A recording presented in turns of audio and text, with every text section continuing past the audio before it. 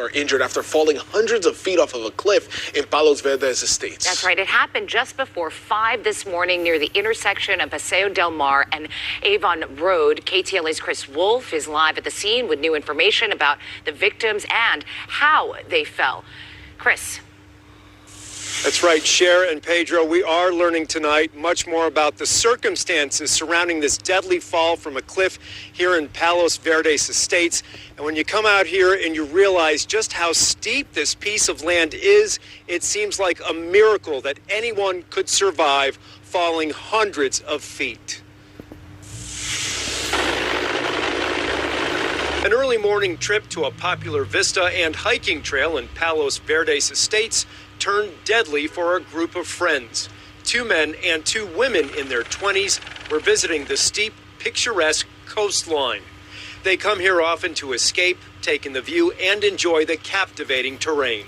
But something went terribly wrong when all 4 lost their footing, slipped, and fell 300 to 400 feet down the cliff. LA County Fire helicopter rescue crews sprang into action, hoisting victims back to safety. One of the young men did not survive. The others are banged up, scratched, and bruised. At last word, 23-year-old Vincent Avila of South LA was in stable condition, suffering a broken rib and kidney damage. A family member provided these pictures and tells us Vincent was driving his friends to Palos Verdes. Locals tell us this stretch of open coastline can be treacherous. How could they not know how dangerous it is to get that close to the edge?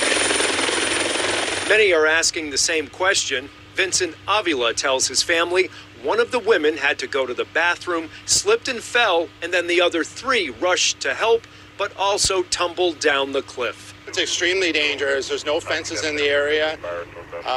It's sloping to where it just goes off to a sheer cliff, and the majority of the area here is very unstable. Someone lost their life today. Someone young, someone who had a lot of future ahead, and for what? You know, it's very sad. So, Chris, do we know if alcohol may have played a factor in this? That's a good question, Pedro. I spoke with the younger brother of victim Vincent Avila today. This man did not want to go on camera, but he was very forthcoming. I asked him flat out, do you think this group may have been drinking? And he told me, look, I can tell you about my brother Vincent. He's very conscientious, very responsible. He would never drink and drive or do anything to impair his ability to drive, because remember, Vincent was the one driving the group out here today. And